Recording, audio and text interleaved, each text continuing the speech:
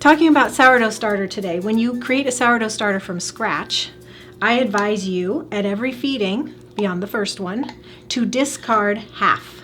Really? That seems so wasteful. Well, actually, hear me out, because it's more frugal to discard half each time than to keep feeding the volume that's going to grow. And I will explain that, and you will become a believer by the end in today's episode of Ask Wardee.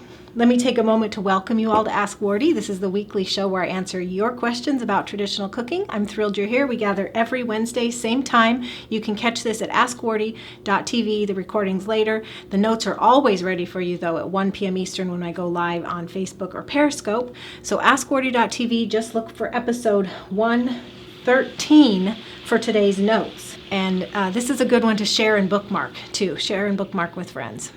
When creating a sourdough starter from scratch, I say to discard half at each feeding. But that sounds strange. It sounds so wasteful, doesn't it? Well, it's not. Discarding it is actually more frugal than keeping it.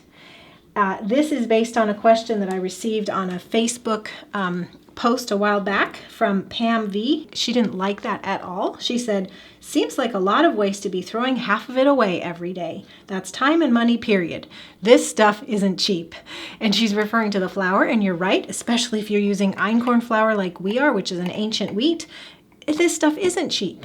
However, Pam and everybody else who's felt that it's wasteful, though it may seem counterintuitive, let me explain how discarding half of your starter every time is actually more frugal. Now, I'm going to explain it, but I want to make sure that we're all on the same page, that I'm not talking about a mature sourdough starter. You don't have to discard any of that. It should all go into your baking. We are talking about when you're creating a starter from scratch. During the period of 3 to 5, maybe 7 days, when the organism balance is getting settled to be strong, a strong culture. In this sourdough starter is a culture of beneficial yeasts and bacteria. Initially, the flour has some, but they really need to grow and proliferate through a series of days when you're just continually feeding, kind of giving it TLC to nurture it into that powerful colony that'll rise your bread and pre-digest gluten and prepare your breads for good digestion. So during that period of time, those 3 to 5 days, the organism balance is just getting settled. During that period of time, 3 to 5 days old, this starter is not viable. You can't use it in baking. You want to nurture it into that powerful colony, so thus we discard. Now, here's what happens is people see that and they say, well, that seems wasteful, so I want to save it for a friend. Or that seems wasteful, I would rather use it. Why can't I use it for bread? Well, I already told you why you can't use it for bread. It's not powerful enough. Now, why couldn't you save it for a friend? Well, it's not viable. So consider this, and I actually have some props here to display the point today. So let's say this is, I don't know, day 2, day 1, feeding to it. Really doesn't matter. It's been sitting for 12 hours. It's got some bubbles. It's maybe produced some hooch. It's time to discard half and feed with more flour and water. I've got my initial amount, take out half. I say to discard. And let's say you said, I don't want to do that. I want to share it with a friend. Okay, fine. You can share it with a friend. So we've got another jar here, okay? This is the jar we're going to share with a friend. Remember, this is not a viable starter, okay? Not a viable starter. So I'm going to take half of it out, and this is going to be the jar that I share with a friend, and this is going to be the jar that I keep, okay? Both of these need flour and water, though, because they're not a viable starter yet. Still needs to mature over the course of 3 to 5 days, so you're going to add flour and water, and I do have instructions. I'll tell you how to get those at the end. Add flour and water and stir briskly to both of these. Let them sit for 12 hours. Now we're at, let's say it's the 3rd feeding. Okay, and you still don't want to waste any, okay? You discard half, which means you need to put it in another jar. So you put half in this jar, and each of these jars will have more because I have put more flour and water, we're pretending, in these two. Okay, so this one has been split in half again. And this one needs to have discarded. You need to discard half, so I have another jar for that. And remember, these are not viable starters. They still need more flour and water for several days to become a viable starter. The feeding allows the organisms to proliferate till there's just tons of them and to become a really strong colony. So it's not ready for a friend yet. Okay, so let's say we're now 12 hours later at feeding 4.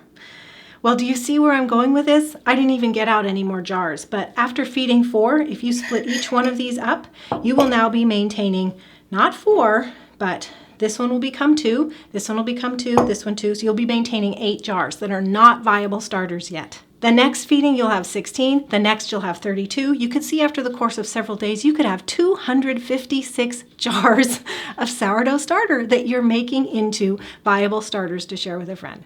Well, here's the thing. You don't have that much flour. You don't have that much counter space. You don't have that many friends.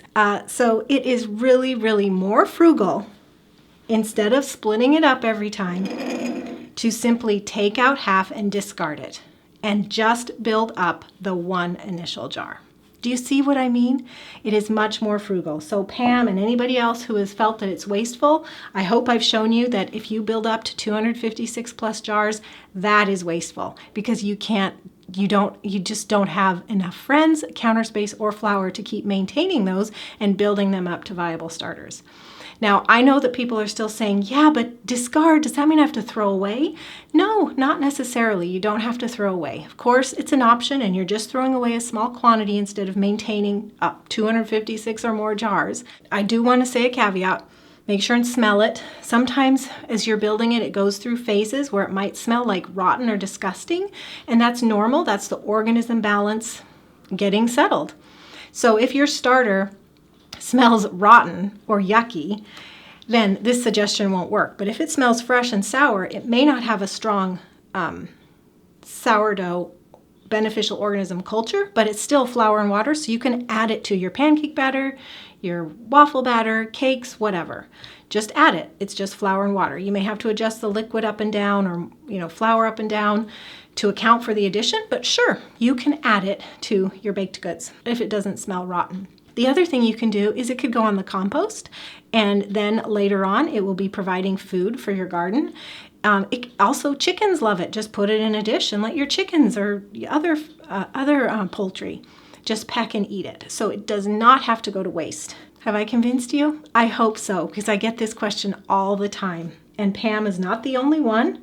We get this question nearly every day, so I felt it was high time to do an Ask Wardee and just settle it once and for all, that it is much more frugal to discard half each time than to end up with a plethora of jars on your counter that you have to feed and maintain, because every one of them needs TLC. So discard, okay? Even if it's to put it in your baked goods, compost, or feed the chickens, do discard when you're building up your sourdough starter. Let me invite you now, if you're interested in doing sourdough and you want to start your own sourdough starter, all you need is flour and water. And if you go to askwardee.tv, episode 113, you will see a link to my instructions and a video that teaches you how to do this. If you'd like to download it, the instructions for making a sourdough starter come along with this recipe for a no-knead einkorn sourdough artisan loaf. So you can get that, tradcookschool.com/no-knead. No-knead is all one word, and knead is spelled K-N-E-A-D because it's what we do to bread dough, although this is not a kneaded dough.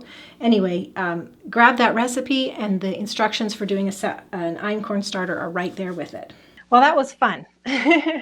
And hopefully we're all on the same page now. It is much more frugal, say it with me, it is much more frugal to discard half at each feeding.